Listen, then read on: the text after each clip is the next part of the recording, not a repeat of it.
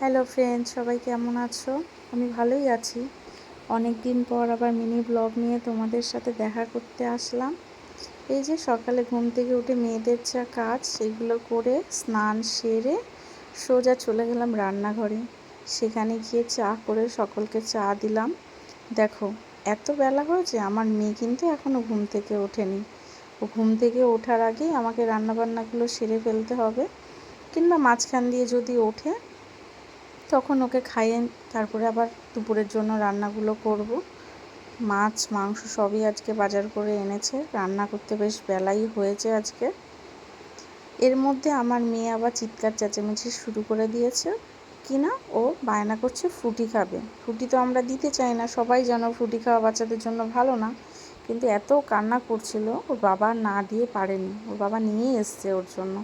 এই দেখো, পরে আবার আমার কাছে সরি চাইছে কান ধরে। Bye bye friends.